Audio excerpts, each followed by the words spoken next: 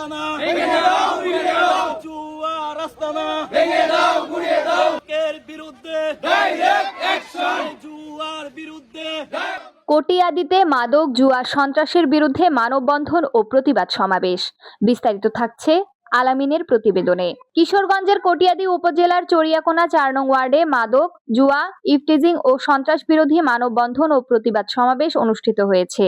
শুক্রবার ১৭ এপ্রিল জুমার নামাজের পর চরিয়াকোনা ৪ নং ওয়ার্ড মাদক প্রতিরোধ কমিটি ও এলাকাবাসীর উদ্যোগে এ কর্মসূচি পালন করা হয়।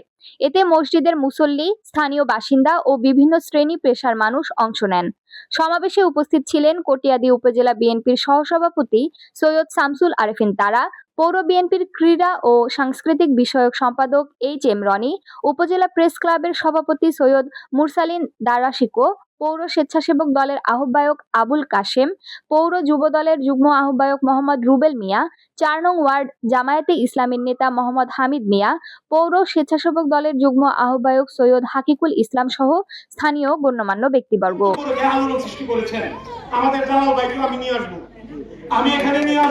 বক্তারা বলেন, মাদক ও জুয়া বর্তমানে সমাজে ভয়াবহ ব্যাধিতে পরিণত হয়েছে। এর প্রভাবে যুব সমাজ ধ্বংসের পথে এগিয়ে যাচ্ছে। তাই এই পরিস্থিতি মোকাবেলায় সবাইকে ঐক্যবদ্ধ হয়ে মাদকের বিরুদ্ধে সামাজিক আন্দোলন গড়ে তুলতে হবে। তারা আরো বলেন, যারা মাদক ব্যবসা ও জুয়ার সঙ্গে জড়িত তাদের চিহ্নিত করে আইনের আওতায় এনে দৃষ্টান্তমূলক শাস্তি নিশ্চিত করতে হবে। পাশাপাশি যুব সমাজকে খেলাধুলা ও সমাজসেবামূলক কাজে সম্পৃক্ত করার উপর গুরুত্বারোপ করেন বক্তারা। সমাবেশ থেকে এলাকাবাসী মাদক, জুয়া, ইফটিজিং ও সন্ত্রাসমুক্ত সমাজ গড়তে প্রশাসনের কার্যকর ও কঠোর ভূমিকা কামনা করেন। পাশাপাশি আইন নিজের হাতে তুলে না নিয়ে অপরাধীদের পুলিশের কাছে সোপর্দ করার আহ্বান জানানো হয়।